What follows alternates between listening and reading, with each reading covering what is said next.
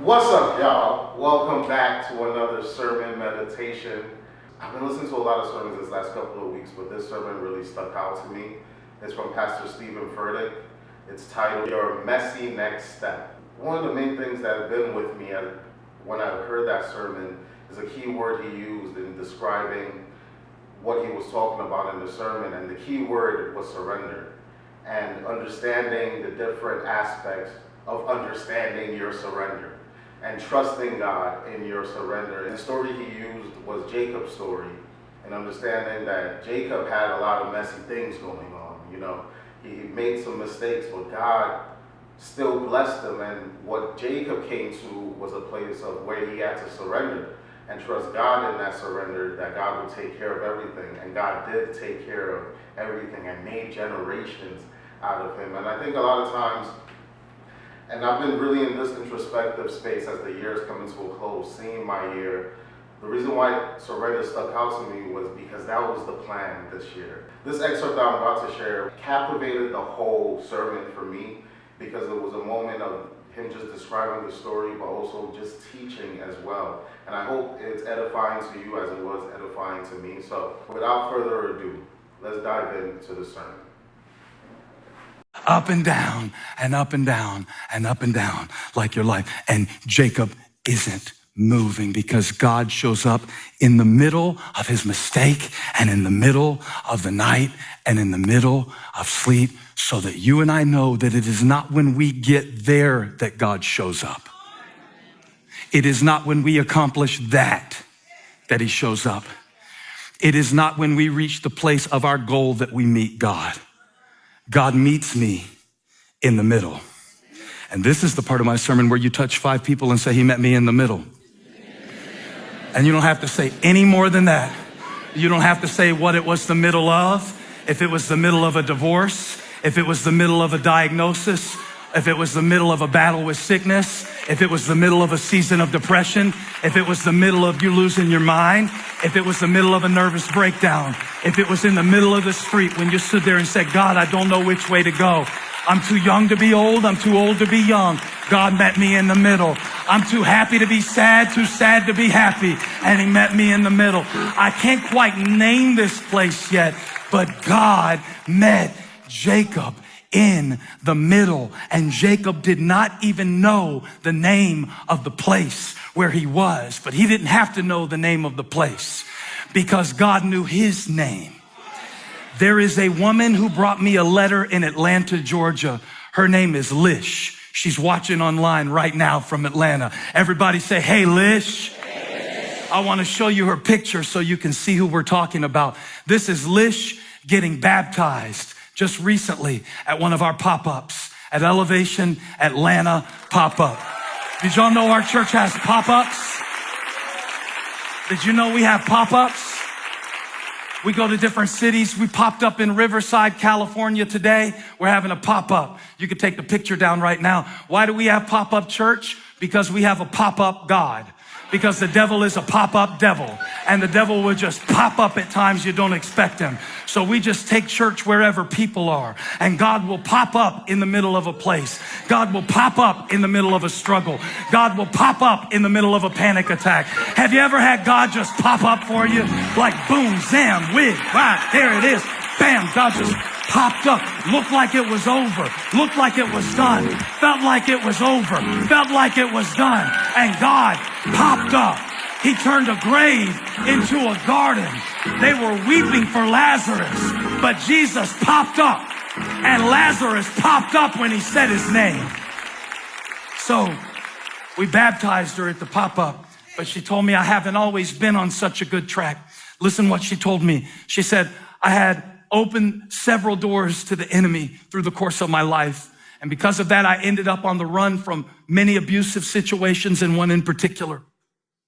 She didn't tell me what those situations were, but she told me that it got so bad for her that she was going from place to place to place. Now stop.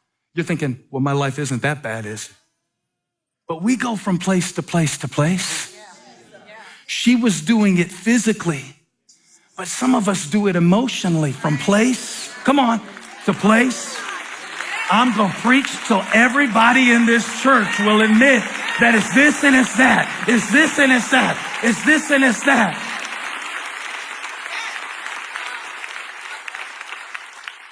So she wrote me this letter and she gave it to me and she said, it got so bad at one point that I had to go live with a friend, and my friend would always play Christian TV. And it was so annoying. And one night I walked in and this guy was preaching. She was talking about me. And it really spoke to my situation, and it spoke so straight to me. I felt like I didn't even know what to call it because I wasn't yet a Christian, but I felt something. I didn't know what it was called. I just felt something. She said I had to leave there suddenly, and I didn't get to ask my friend what was the name of that preacher that we watched. She said for 3 years, I would think about it while I kept making the wrong decisions. For 3 years. And my situation didn't get better, it got worse. Eventually, she said I was in a car wreck and I was unable to walk for 6 months after it. She said during the 6 months, I would try to watch the Christian TV anywhere I was, but I couldn't find that preacher again. And the other stuff was good, she said, but there was just, she said, I wish I could say that it got better from there, but it didn't get better from there. As I went from safe house to safe house, at one point it got so bad that I thought, I don't even know if I want to go on living anymore. What is my life worth when I'm just going from place to place to place to place to place to place? She said one night at the safe house, I just decided to turn on the old clock radio. It was the only thing in the room. And I turned it on. I wanted to hear some music. And some music started playing and it was very beautiful, but I didn't know what it was. And then they started saying the name of Jesus on the song. She said, and I reached to grab for the dial because I was not trying to listen to Christian music. She said, but before I touched the dial, the most beautiful thing that I've heard happened. And she play the intro real quick to More Than Able.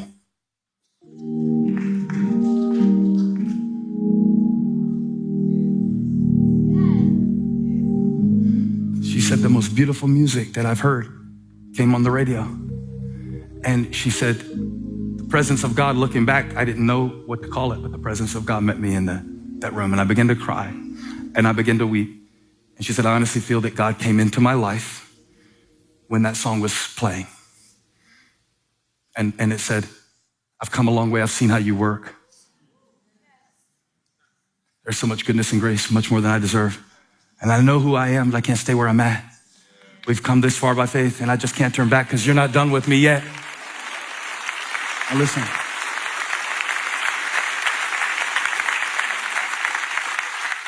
She said, I'm crying, and when the DJ comes on after the song, he says, that was elevation worship with More Than Able. And she said, I thought to myself, what is an elevation worship? That's literally what she wrote me in the note. She said, I thought to myself, this is her note. She said, I literally thought to myself, what is an elevation worship? I borrowed a computer from the counselor the next morning and Googled, what is an elevation worship? This is what Lish said in her letter to me. And I was led to the Elevation Church website. After years of looking for you, I found you. But I want to say something. Don't clap for that. It's not after years of looking for me, she found me. It's not about finding me at all. It's after years of running, God found her.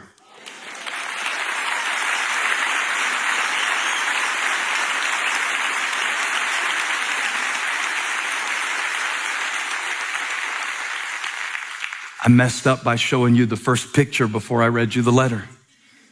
Because you would have just thought that she went like this, and like this, and like this, and now she's home. But she told me that it was like this, and like this, and like this, and like this, and like this. And then with a clock radio, the Lord found her.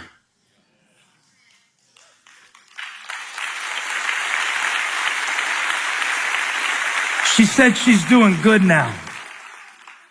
She said the Lord is working in her life. She said she teaches at a Christian school. Not like this, but like this and like this and like this and like this and like this. I came to find somebody today who has been doing all of this and this and this and this and this and this and this and this and this and this. And I came with an announcement. The Lord is in this place.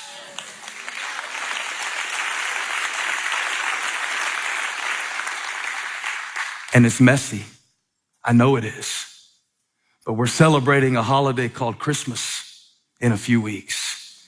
And it kind of proves that the greatest miracles start in the messiest situations. After all, why will millions of people sing all around the world of a baby who was born in a manger, who was really the King of Kings? Now you may say, what does that have to do with me? Because I see you trying to make your next step. I saw it when I was praying about this message. I saw people like Jacob who know, I have made this mistake and can't go back to where I came from. I can't really figure out where I'm supposed. God, what is my next step? And the Lord said, it is going to be your next messy step. And what messy means is you're not going to know if it's the right one. Oh, you'll look back and you'll say, this was my path.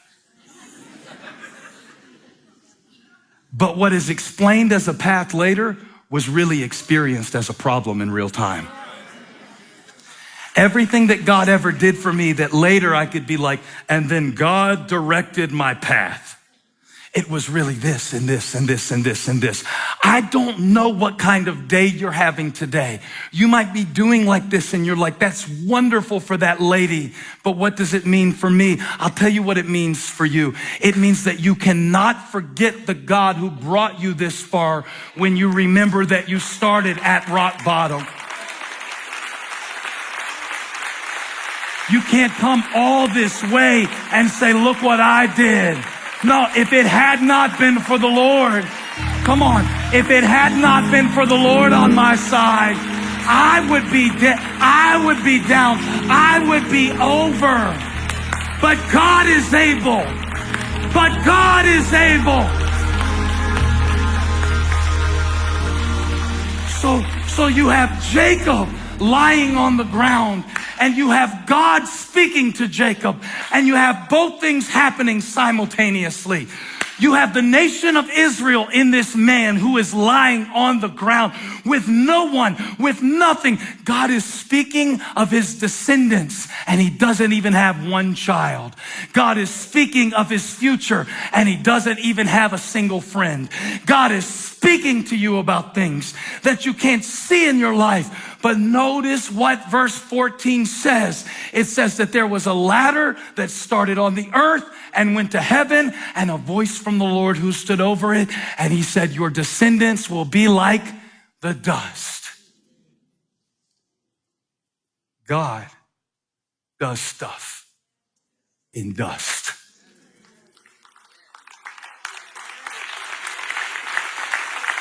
God does stuff in dust. Y'all, I'm having a moment right now where I know I'm preaching to a lish. I am preaching to somebody who is going to write me a year from now and say, I was in the dust. Well, that's how your whole life got started. Did you ever read the book of Genesis? We talk about destiny. I'm talking about destiny. Huh? I'm talking about God knows the plans he has for you, plans to give you a hope in a future. I'm talking about God speaks to the you that he formed from the dust, and he breathed the breath of life into him, and he formed you from the dust, and now you are following the God who formed you from the dust. And it's going to be messy sometimes. It was messy for the disciples following Jesus. They're up and we're down and we're here and we're there, and it's working and it's not, and Hosanna and crucify him, and we get it and we don't, and we understand and we're confused, and that's okay because God leads people through messy next steps. Just a messy next step. It doesn't have to be a beautiful next step. You don't have to have a choreographed next step. You don't have to dance into your future. You can just absolutely, okay, God, I'm going to do it. I'm going to call a Christian counselor. I don't even know if this is the right one. If they're weird, I'll fire them and get another one. There's a whole lot of counselors. And ChatGPT doesn't count as a counselor. So I'm gonna get a real human being, God. A real human being, because I'm gonna take that messy step. See, a controlled step is you keep trying to deal with things at the level you can see things. But what if the next step for you is that God wants to show you a staircase? Remember, God can do more while you're sleeping than you can do while you're striving. It is not you figuring this out. It is you following Jesus into the mess. When Jesus called his disciples, he called one disciple named Nathanael. And Nathanael was confused. He was like, how do you know me? How do you see me under the fig tree? How did you know who I was? And in John chapter 1, verse 50, Jesus said to Nathanael, you are amazed and believe because I saw you under the fig tree. You will see greater things than that. Watch this, Skinner, verse 51. He said, very truly, I tell you, you will see heaven open. And you will see the angels of God.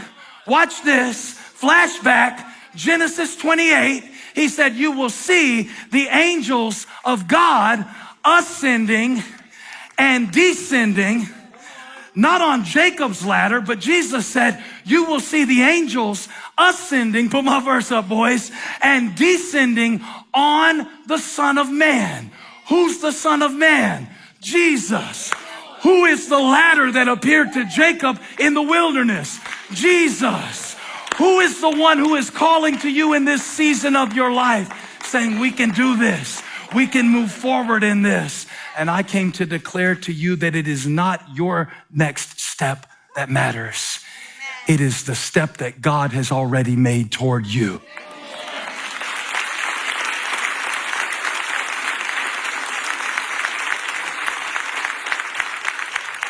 It's a mistake, it's a middle, and it's a move.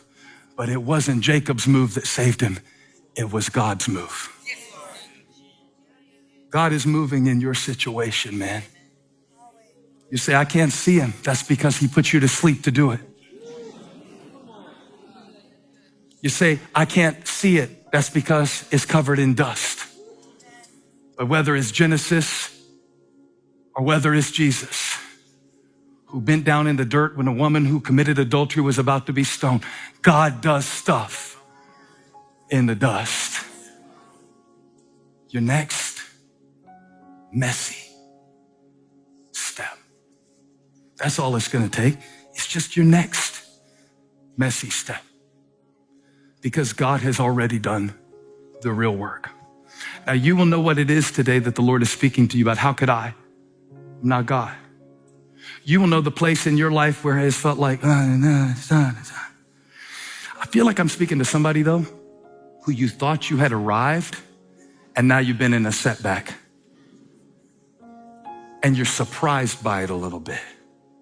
Well, surprise, God is in the setback too. Because it's this, it's this, it's this, it's this, it's this.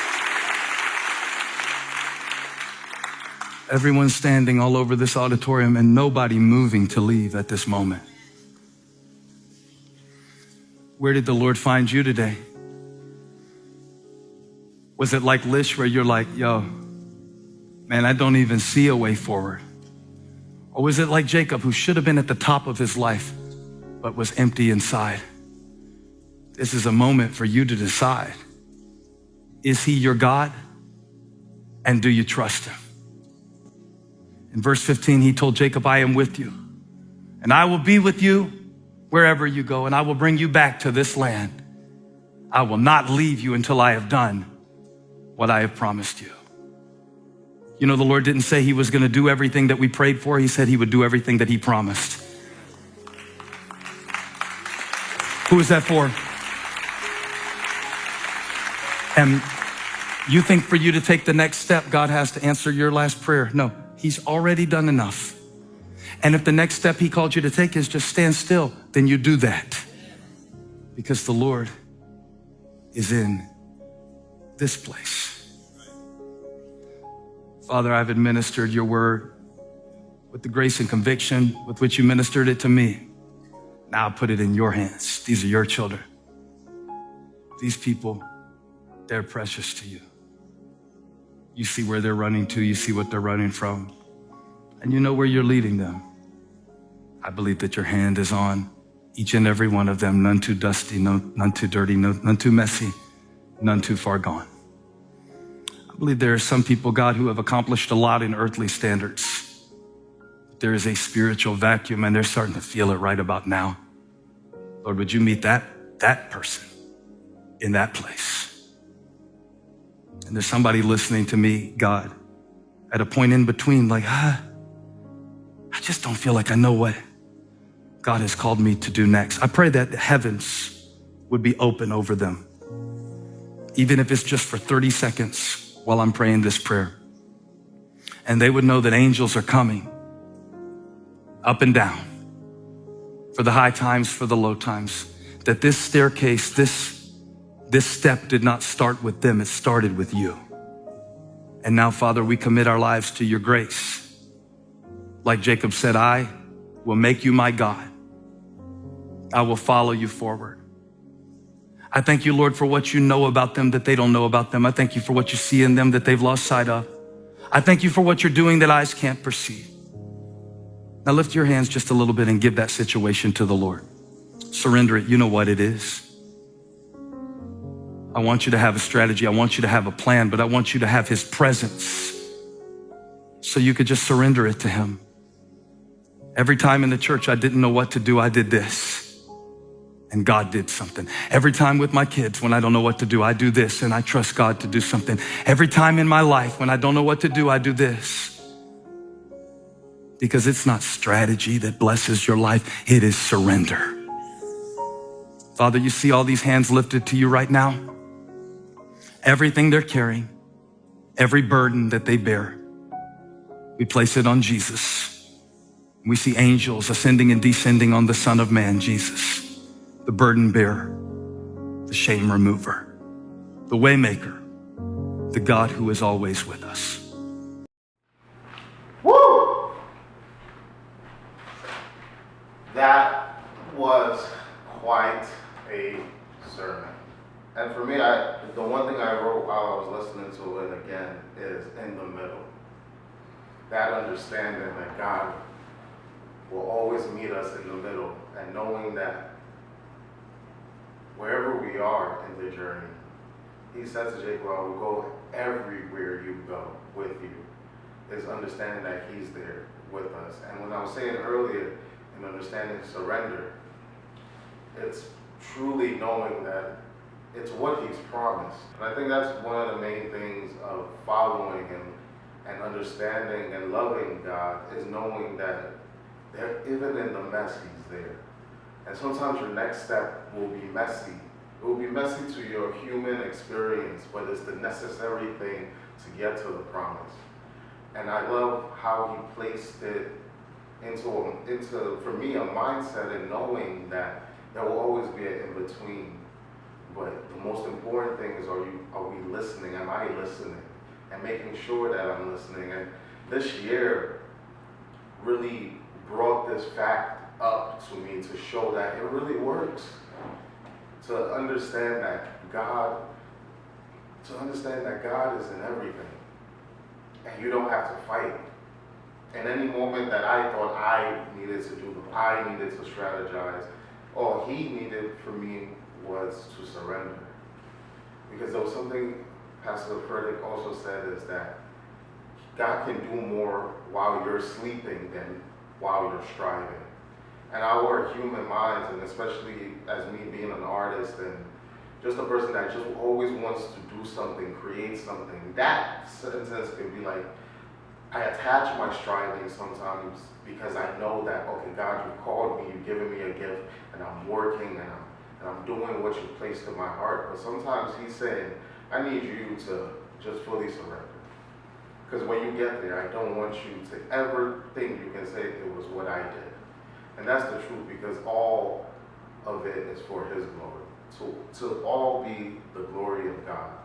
And we have to understand that in our phases of life, he will teach us things. We have to be great students to see what he's teaching us, to know that the key is our surrender.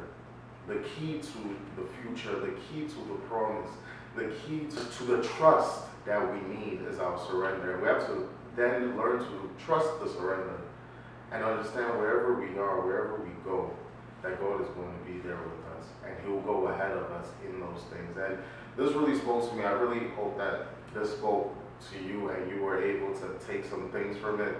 Again, as I said in the beginning, I would implore you to hear the full sermon, but I really love the way he put it all together. This walk with God, you can't just hope for the only beautiful, you know? There will be mess, but in the mess, He's with you. And this was such a powerful sermon, and I'm really grateful to Pastor Furtick for sharing it. And if it spoke to you, I would also implore you to share it with a friend so they can get this as well. And as I say, before I end every meditation, I hope you are well. I hope your family is well. I thank God for all of us be making it to this point of this year and the different things He's still going to do for us this year. I pray that He shows us unlimited favor as we close out this year and go into a new year.